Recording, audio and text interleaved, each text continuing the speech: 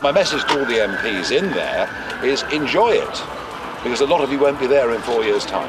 The dust has settled on the local election results, and now talk is turning to the prospect of Prime Minister Farage. How can Reform capitalise on its gains and win the next general election? And who precisely is doing worse, Kemi Badenoch or Sir Keir Starmer?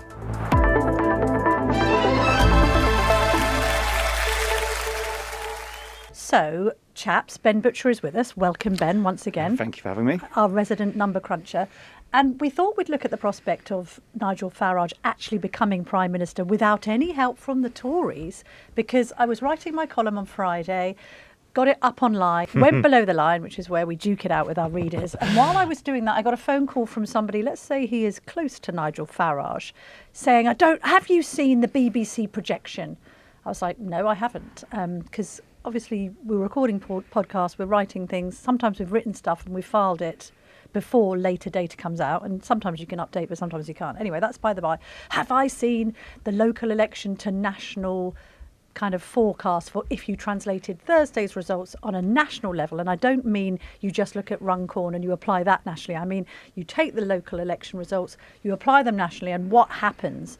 Anyway, he pointed me towards this graph, even sent it to me, that appeared on the BBC, basically saying that if you did make that translation, then Reform is on 30% of the vote share. The Labour Party is down to 20, the Lib Dems is on 17, the Cons are on 15 and the Greens are on 11. And to cut a long story short, that would give Reform a 100-seat majority. So why on earth am I writing stories about Tory pacts? There's no need for us to be propped up by the Tories. Don't you understand that we can win this outright? And so I replied, well, 30% vote share isn't very high. Well, it makes all the difference because the other two parties are decimated.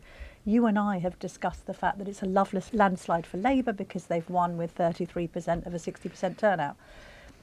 Why we've got Ben Butcher in, and I want your mathematical genius on this too, Kamal, is does the Reform man have a point, Ben Butcher? I think he has a point that we are probably entering the beginning of the end of the two-party system. I think you've mentioned the Labour and the Tory numbers there.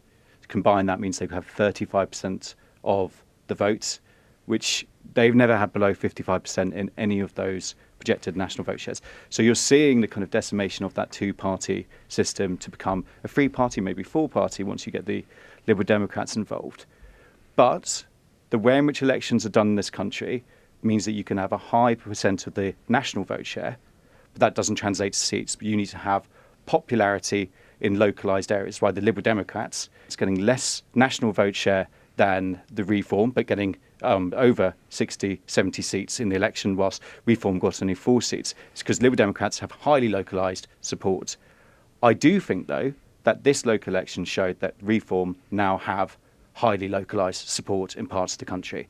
If you look at where they did incredibly well, which is in the north-east of the country, the north-west, in places like County Durham and Lancashire, the places where you traditionally had a Labour voting base, then you had them give up on Labour because of Brexit and immigration and move to the Conservatives, and then give up on the Conservatives and move for a little bit back to Labour.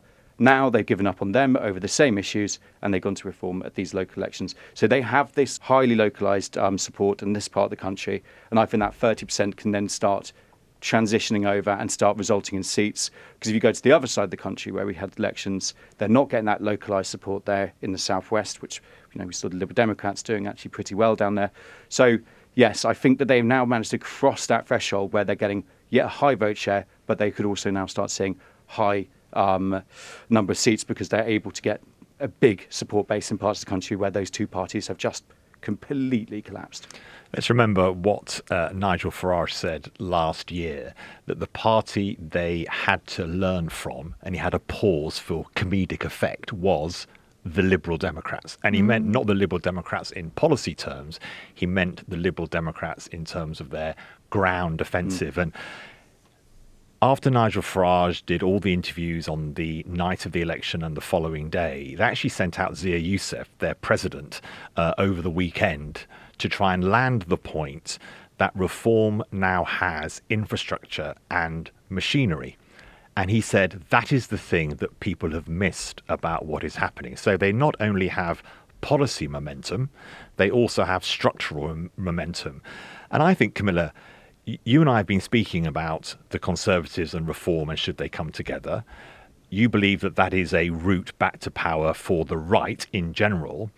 I think a couple of things. I think firstly, these set of elections for the Conservatives are incredibly damaging for their ground campaign because you have a lot of very upset and annoyed local campaigners, many of whom were councillors and have lost their jobs.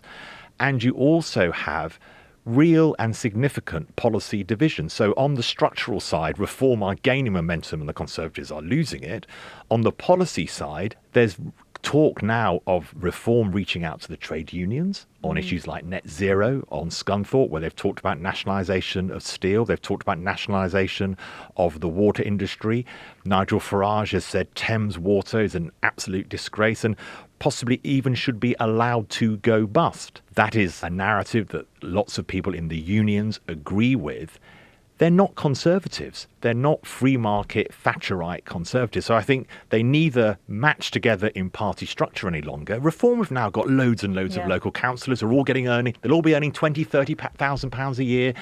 I remember Cleo Watson saying to me in our election special just before these elections, former advisor to Boris Johnson and Theresa May, never underestimate that shocking losses in the local elections really damage your ability to win a general election. Yes. I mean, also it gives people the impression that they are being supported by others. And then there's a strength in numbers argument, because people might have said at the last general election, oh, I don't know, Nigel Farage, he's untried and untested. Then when they see lots of people voting for Reform in the locals, that then emboldens others to follow suit. This is the other stunning graph of the weekend. And it's where the Reform Party dominates second place.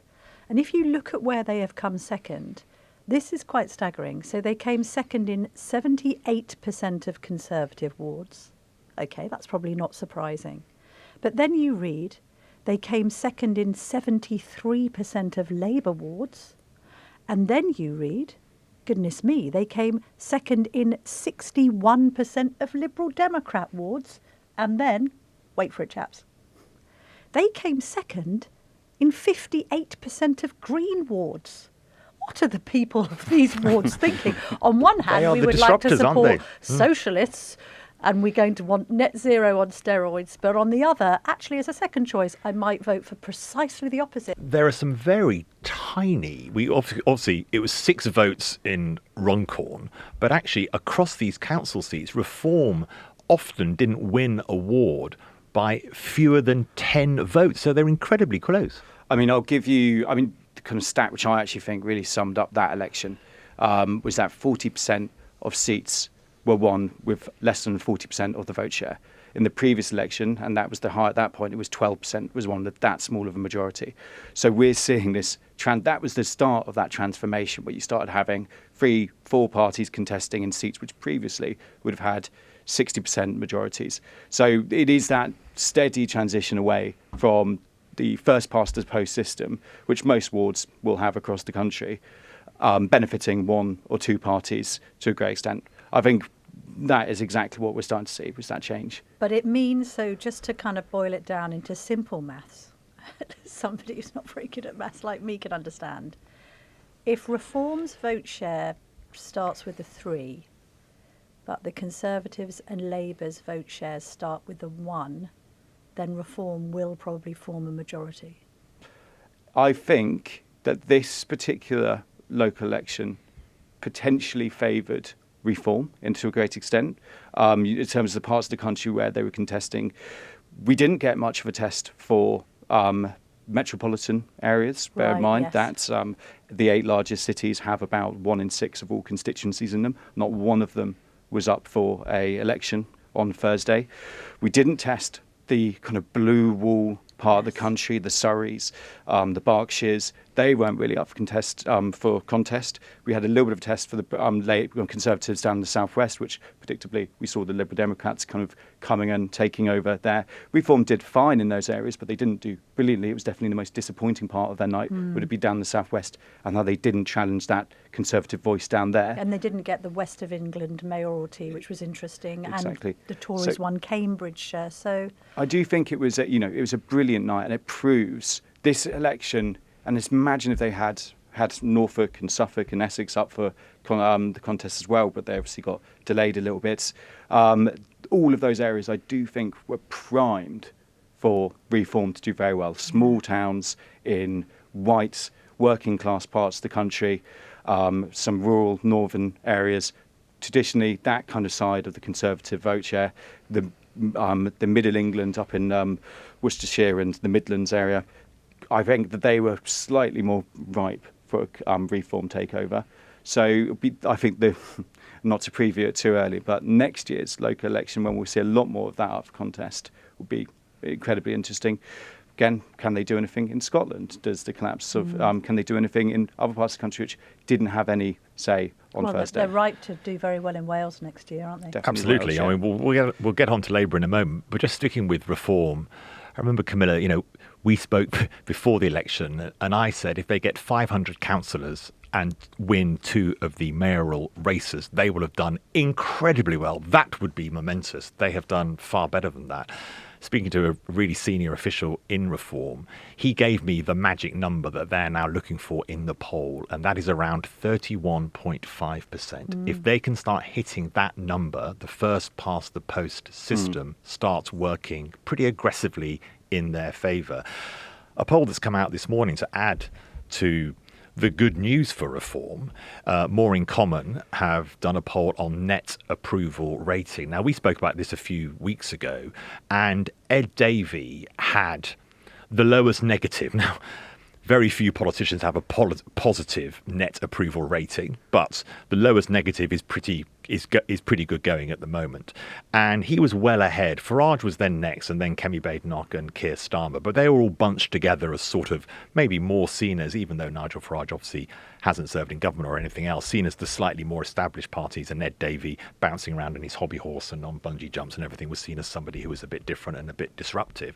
This More in Common poll that came out this morning, here are the net approval ratings now for the main party leaders, Labour, Conservatives, Liberal Democrats and Reform. Keir Starmer minus 38%, miserable. Kemi Badenoch minus 23%, miserable.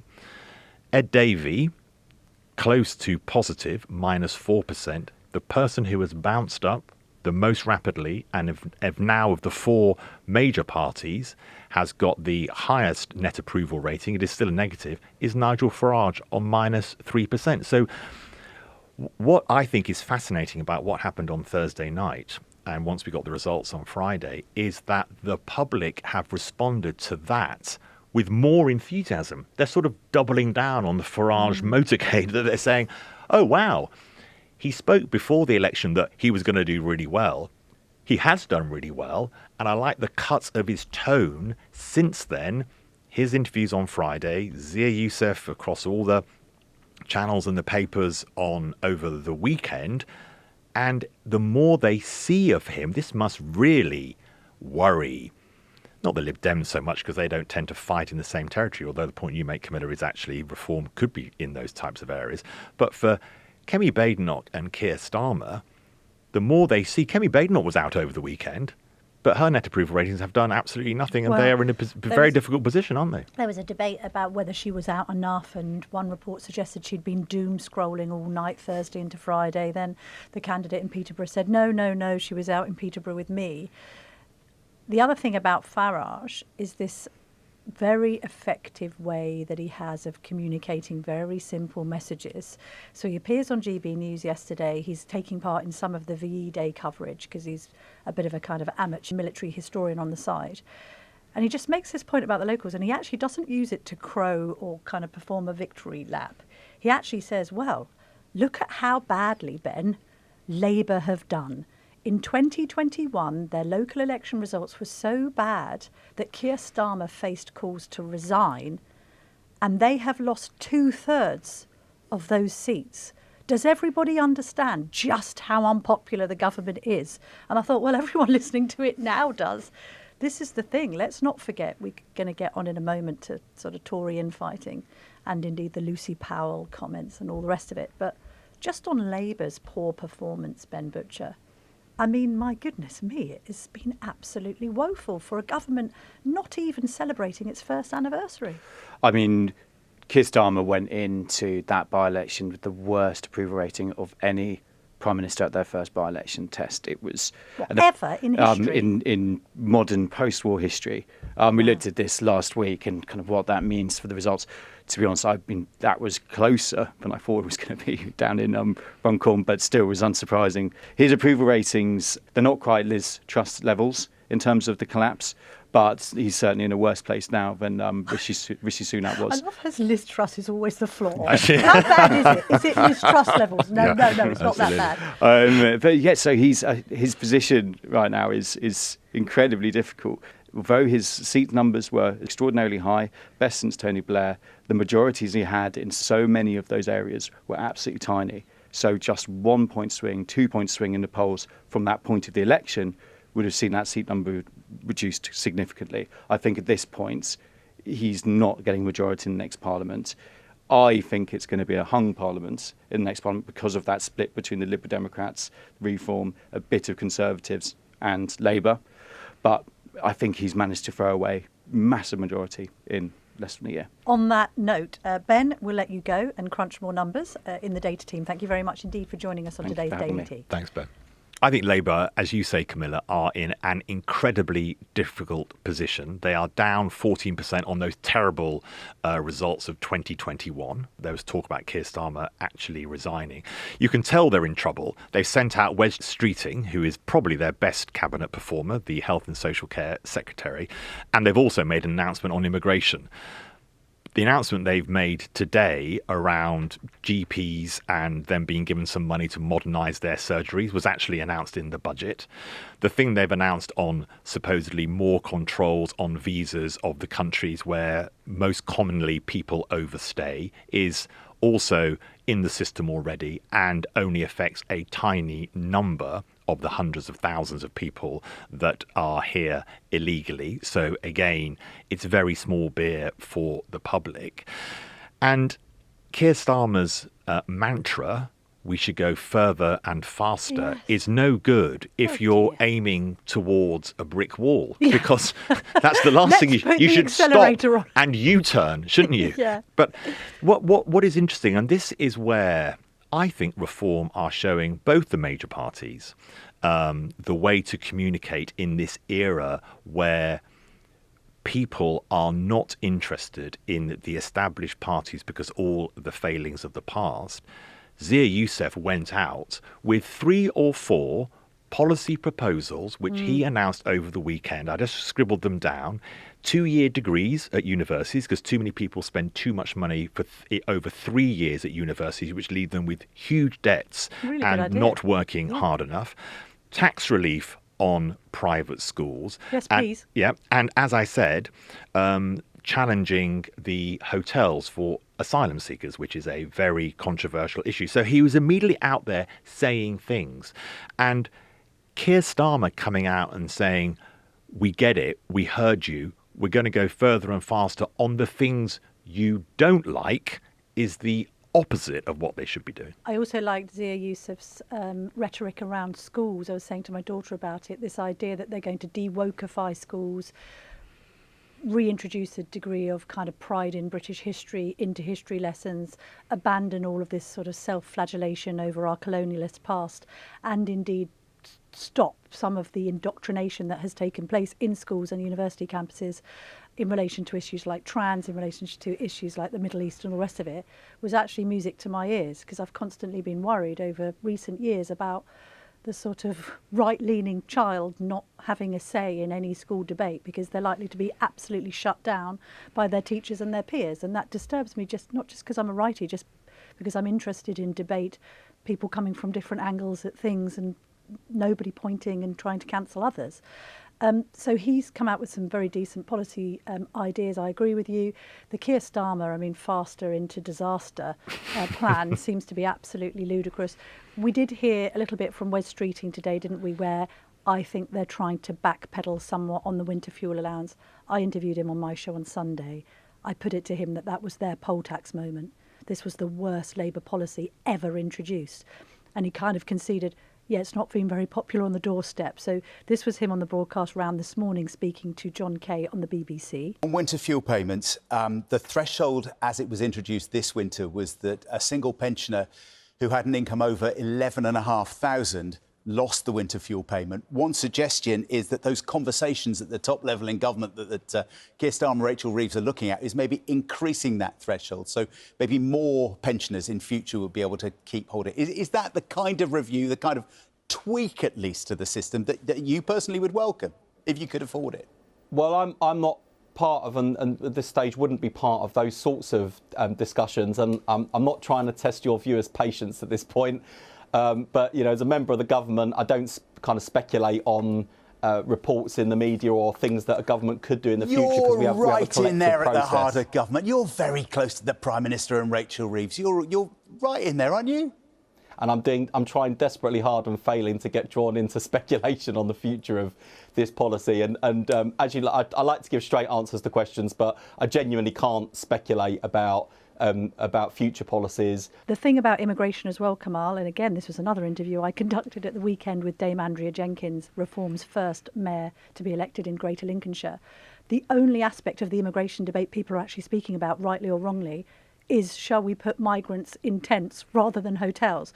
Now, some people might think that's a crazy idea. I tried to probe it with her and say, well, how would it work and where would the tents be? And the people of Greater Lincolnshire wouldn't want them in their backyard. Oh, no, she said, they should be down in Dover. I said, well, I don't think the people of Dover will want them there either, in the sort of shadow of the White Cliffs, huge refugee camps. But that's by the by. I mean, people look at Labour and promises about GP appointments and they think to themselves, well, do I still find it easy to get a GP appointment? No, I don't. Do I want to be diagnosed with cancer and have to wait for weeks on the NHS? No, I don't. Do I think that Yvette Cooper's going to smash the gangs? No, I don't. So none of that breaks through at all. And then, as if things couldn't get any worse, we have this extraordinary exchange between Lucy Powell, the leader of the House of Commons, and Tim Montgomery, formerly a Conservative supporter. He's switched to Reform. You and I know him well. We've interviewed him in this studio. He is what I would regard as a moderate righty. He's also been heavily involved with Sir Ian Duncan-Smith in the Centre for Social Justice, which is a think tank that provides funding for the sorts of charities that would have helped the victims of the rape gangs on the ground. It's the kind of think tank that funds people like Maggie Oliver's charity. Let's just listen to this extraordinary exchange on Any Questions on the BBC. You saw the documentary on Channel 4 about rape gangs over No, this we want to blow that little trumpet now, do we? Yeah, okay. There was a real issue. Let's get that dog whistle out, shall we? Okay, Lucy. Yeah. The councils, there were so many people who were so afraid for good. Can I just finish the point, just for 1 minute? Finish that point, Tim, and then I'll bring in Helen. Look, there were so many people in local government, in the authorities, who, for good reasons, were worried about upsetting community tensions, that those girls went undefended. Now, there were good reasons, but no one has still been brought to justice for that. So you tell me, Lucy, that this isn't a culture in local government. It's just not true. Dear. What do people hear when they hear people like Lucy Powell saying, you're getting out that dog whistle? They hear what Labour truly believes. Do you remember when Gordon Brown had that hot mic moment in the 2010 election? He'd met a voter, long-term Labour voter, Gillian Duffy, who had said she was very worried about the number of immigrants. He had given some flannel, then he'd got in the car and he'd described Gillian Duffy as that bigoted woman.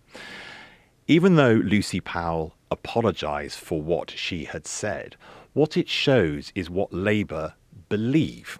They believe that it is being used, the grooming scandal, in some way by people who, and Keir Starmer has said similar in the past, something to do with racism rather than justice. And the public are in the completely opposite space. They want justice. They want justice for the victims of the mainly Pakistan grooming gangs. And they also want to know whose fault was it that over decades so many mostly young white women were left with no protection at all in the police, in the councils, in social work, etc., etc.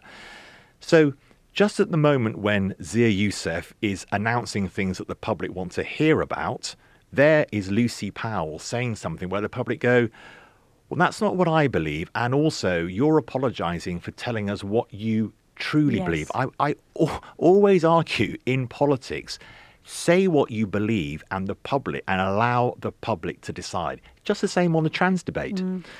OK, Keir Starmer, if you believe that trans women are women and should be given the same rights as women, make your argument and you can be tested at the ballot box. Don't pretend you haven't made that argument when it's later proved to be untrue by the Supreme Court. And we've written today that the problem with Lucy Powell's position and her apology and then Labour's position of let's all move on is that many members of the Labour government have made very similar arguments. Somehow this is to do with racism. Well, they should have moved on from that position because the actual position is around justice. And this is their big problem, why the public, I think, are so in punishment mode for the government. They haven't kept their promises and the truth that they think keeps leaking out. Yes. It's even worse in a way because that attitude is what allowed the rape gangs to continue for so long unchallenged. This idea that if you said, oh, hang on, this is odd, this could be racially motivated. Why are there so many Pakistani men attacking white, sometimes working class, not always, teenage girls? And then somebody else points at them and says, you can't say that, you're a racist and a bigot. I would be quiet if I were you. We don't want to inflame community tensions. That's precisely the attitude that led to this being a sort of systemic scandal that went on for years and years and years. Issue. So Yusuf used this phrase, the finger-wagging teaching class, which I thought was a great way of describing the way establishment politics is still seen to work. Now, Tony Blair, I know you're not a fan of Tony Blair, well, but he's someone who won, I know, after his net zero. Himself from net zero, but then distanced himself from his own distancing himself. I think number 10 rang him up and said, Sir Tony, we do love your interventions, but could they be more helpful? So yes, he tried to slightly backpedal from his position, which was net zero on the timetable that the government has put out is never going to work, which obviously many people believe to be the case. Over the weekend, he was speaking at a political conference in California, and he's become again a bit of a troublesome priest for Keir Starmer because he makes the obvious point, but a point that still doesn't seem to have quite landed with the PM, that managers of the status quo are rejected by the public. And so it is no point saying further and faster on the same thing because the public keep signalling to you, we don't want that. We voted for change, literally on your manifesto, Sir Keir. Change. It was change with your sleeves rolled up. Some elements, just to put slightly other side, some elements will be around. Can Wes Streeting fix the NHS? He's probably the most capable cabinet minister they have. Will they see better patient, they're called outcomes, will patients be treated better by the NHS? He's got to hope that is going to be true. And we see no evidence of it yet. Can Rachel Reeves do anything about the economy? Shall we have a word about the Conservatives? Who's in the worst position right now? Is it Keir Starmer or Kemi Badenoch? I mean, what's interesting, when we were talking about that vote share earlier, actually, Professor Sir John Curtis was a little bit more generous to the Tories. So previously we had quoted a BBC poll which had put Reform on 30, Labour on 20 and the Conservatives on 15. So John Curtis puts Reform on 31, Labour on 14 and the Tories on 23. I think perhaps mindful of Ben Butcher's point that actually some of the blue wall wasn't properly tested at these local elections. Just to answer that question, though, I think it's a great question. Who's in the worst position? The one thing that Keir Starmer will always have going for him and the government is if there is ever any good news, and of course the jury is still out on that, they have the government machine to tell voters about it constantly. Yes. They're almost guaranteed. They are guaranteed coverage, particularly on the public service broadcasters. And my sense is that if they can get some better data around how the NHS is operating, for example, we know that the NHS has been really unpopular with so many members of the public because it's operating so badly. If they can get that, my issue is that Kemi Badenoch is struggling with cut-through, and that's where I don't know how she can change that. She's at a low point and she could improve. I think it's like this. The more the public sees of the Prime Minister, the more they seem to hate him. I can't tell you how many people, it's not just my demographic, so many people express their hatred towards Keir Starmer to me. I mean, maybe they know that I'm on this side of the divide and I work for the Telegraph and all the rest of it, but really not many people like him. Even with somebody like Corbyn, people would say, look, I know you don't agree with him, but I quite like the bloke because at least he says what he thinks and all the rest of it. They don't think that about Keir Starmer. They think he's a political spiv in a way, in a similar vein to how some people negatively regard Nigel Farage, all talk and no trousers. But at least Kemi Badenoch could claim that the more the public sees of her, perhaps the more they will like. And I don't think I'm being overly generous, because there's been a bit of rhetoric around the last 2 weeks. Oh, she actually did quite well at PMQs. Admittedly, it was an open goal because it was on all the trans stuff, and we've already discussed that. So it could be the case that she has a bit of a slow build. And obviously, the more exposure that Keir Starmer has, the worse it could get for him if just the nation just starts loathing him. This was a bit worrying in a piece by Tim Shipman in the Sunday Times, which had quoted Luke Trill, who we had in the studio last week from More in Common. And he made the point that the only other politician that could be brought back to reach the parts that others can't is, of course, Margaret Thatcher or Tony Blair. So two people I can think of. Boris Johnson. So he reared his blonde head in a piece of copy at the weekend, which I thought was interesting. Sir Ian Duncan-Smith has rightly, I think, said to Conservative colleagues, if you are trying to oust Kemi Badenoch now, you are committing electoral suicide. Please, please, please stop. Do we agree with that? Yes, I think that we have said Kemi Badenoch has made her bed. She needs to lie in it for quite a long time and try and make it work. She was also on the media rounds at the weekend. I was surprised she didn't put forward again to remind the public that they're not going to go for the net zero targets, that they want to ban the non-crime hate incidents. These are things that I think the public would watch her and say, oh, OK, yeah, I like that. I think that's the kind of thing that I could vote for.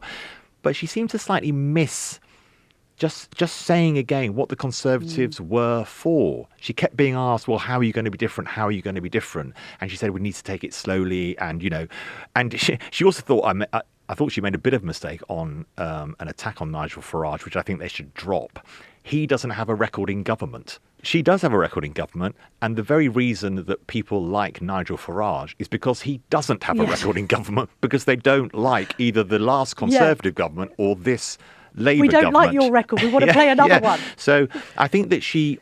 I do believe, we've both written about it. I do believe the way she is doing it, which is much more the Margaret Thatcher 1975, 1979 method, which was to do deep thinking and then to come with 2 years to go before the election. So 2026, you then come forward with a fully thought through manifesto.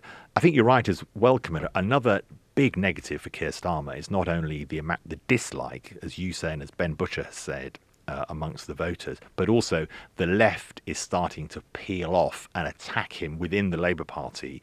And if you think of today, Eluned Morgan, she's the Welsh First Minister, big elections in Wales next year, which Reform could do really well in, particularly after the events of last week. She's come out saying, we're going to call it if Keir Starmer is too right-wing. There's a lot of irritation within Labour about benefit reform, about the possibility of public sector cuts, because Rachel Reeves doesn't want to raise taxes again in the next budget.